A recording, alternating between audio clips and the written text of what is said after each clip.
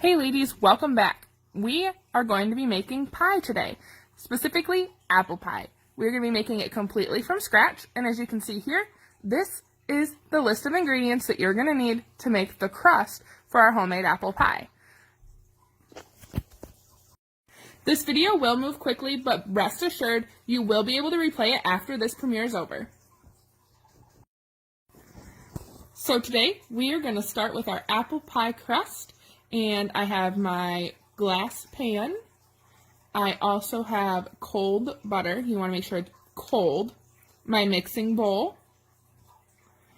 A butter knife. Please ask parents' permission and for help. I have parchment paper that I dropped. And then when we go to mixing the apples, I will be using pumpkin pie spice because I don't have nutmeg. I'll be using salt. This is our bottle of cinnamon because we bought it in bulk. Flour, which will be for the pie crust. And today I'll be using white sugar. Sometimes people will do a mix of white and brown, but today I'm just using white sugar. And then I also have my apples. I chose to use gala apples. A lot of people will mix their apples. It's totally up to you if you want to do a mix or whatever your favorite apple is. And then I was supposed to make a pumpkin pie and I ran out of time, so we will not be using that today. So to start, we're going to take our cold butter and we're going to open it. As you can see, it's got measurements of how many tablespoons is in one stick. Please make sure you use that when you are measuring your ingredients today.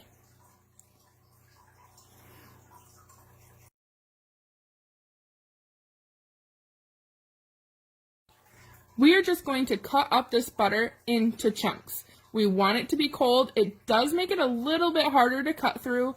If you have an adult's help, you might want to ask them to help you cut it with a sharp knife. It might make it a little easier.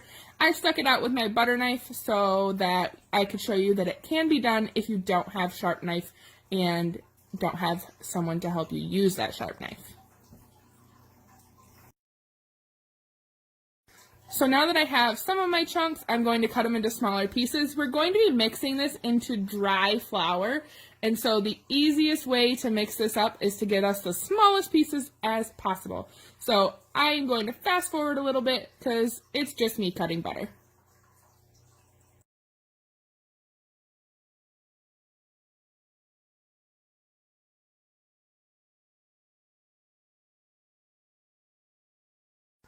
Alrighty, so now it's going to go into my bowl with my flour that I've already measured into the bowl, and just a sprinkle of salt. And I'm going to start by using a fork to mix that all in. It's not going to mix very well, but that's okay. That'll come with time.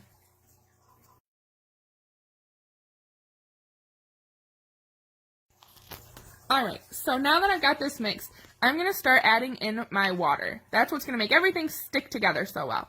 This is ice water, and there are ice cubes in it, which is why I spilled it, because I don't want ice in my bowl.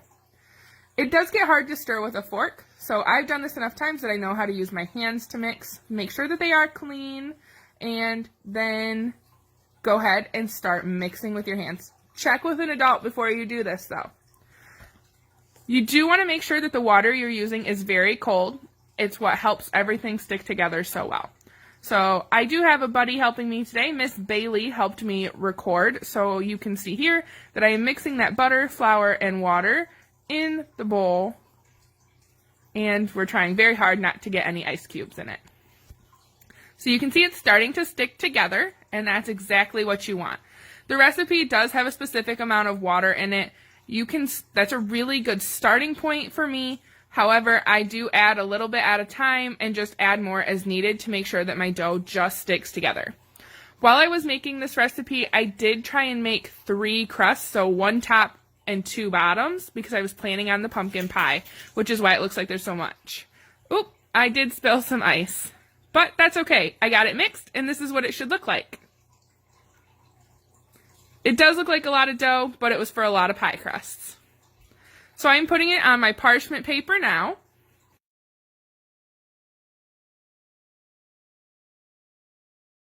And like I said, I was going to be doing 3 crusts, so I'm dividing this into 3 even portions. I did end up only using 2, but it can be saved for a couple of days in the fridge. So with this dough, you are going to have to save it in the fridge for at least an hour. They do recommend overnight, but as long as you've got 1 hour chilled and you did use cold ingredients, an hour will work. So I'm going to make sure these are as even as possible, and then I will flatten them out, wrap the rest of them in the parchment paper, and toss it in the fridge.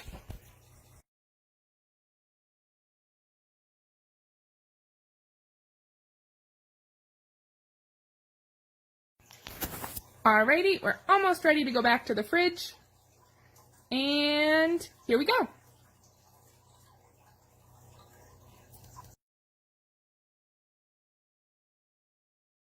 So because of my schedule, this did sit overnight, but like I said, an hour is plenty. Time to make our apple mixture. I did use a sharp knife for this, so please make sure that you have a parent's help while doing this so that they can help you safely cut your apples. It's good to always learn how to cut them, but you do want to make sure you have supervision. The knives can be very sharp, and as you can see, my knife did break, which can be pretty dangerous. So be safe while using knives. I cut up approximately 5 apples here. Here we have the recipe that I use. There are lots of different recipes out there. I did use pumpkin pie spice because I didn't have any nutmeg at home, and pumpkin pie spice does have that. So I just adjust to whatever we like, which we like sweet and lots of cinnamon, but go ahead and find a different recipe if this doesn't work for you. Alright, so here I am mixing that all up. I forgot to record myself pouring it in. So if you need to go back and pause this when the premiere is over, please do so that you can reread that recipe and figure out what I put in here. Like I said, we do adjust our recipe to the way we like it to taste, and it tastes pretty great. Alright, so it's time to set the temperature for our oven to 350 degrees. While doing that, we're going to roll out our dough. Make sure you put flour down on the table so it doesn't get stuck. This can be a pretty difficult process. Miss Bailey is here rolling out the dough so that we can get it to fit in our 9-inch circle pan. If you roll it too much, it'll become too thin and it'll rip and it might get tough. So it's really important that you only roll it till it's just thick enough, and you don't want it too thick or it won't cook all the way.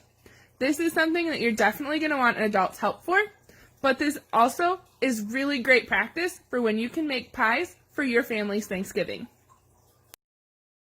So now Miss Bailey is going to take that pie crust and wrap it around her rolling pin. It makes it a lot easier to move that pie crust so that you don't tear it. But if you do, that's okay. Just push it back together, or if you have to re-roll it, that's okay. Just make sure you have extra flour on hand. So we're going to push this into the pan so that it fits down in the bottom. And then we're going to take a knife, and Miss Bailey did use a sharp knife, but this can be done with a butter knife instead, to cut those long edges. You can see how it's hanging out by a lot, and you don't need that much extra. You only need a little bit of extra so that you can crimp the crust at the end. That's what holds in all the goodness.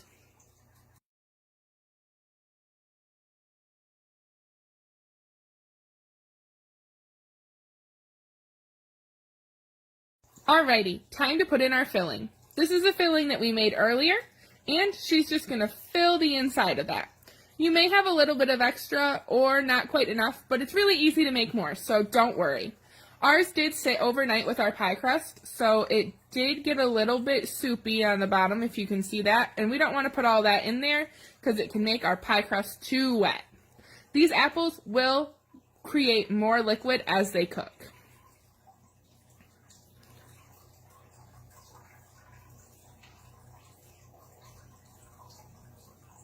See, she didn't use all of it. Alright, and now she's going to roll that top crust onto her rolling pin again and cover her pie. So now comes the fun part. This is actually Miss Bailey's first time making an apple pie by herself.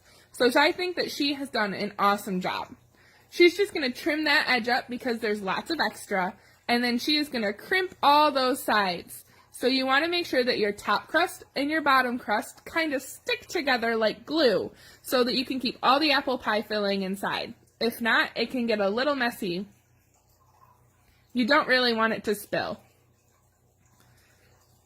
Getting a perfect crimp that you see in pictures and magazines of apple pie on the holidays takes a lot of practice. So if you don't get it right the first time, that's totally fine. Practice makes perfect.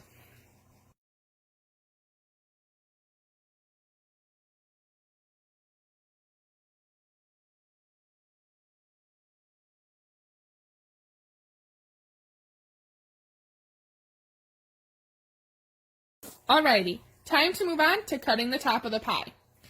Bailey is cutting open the top of the pie so that while it cooks, any of the steam that forms inside there can get out.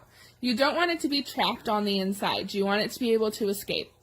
And the best part about this is that you can make it really decorative. I think Bailey did an awesome job considering she's never done this before.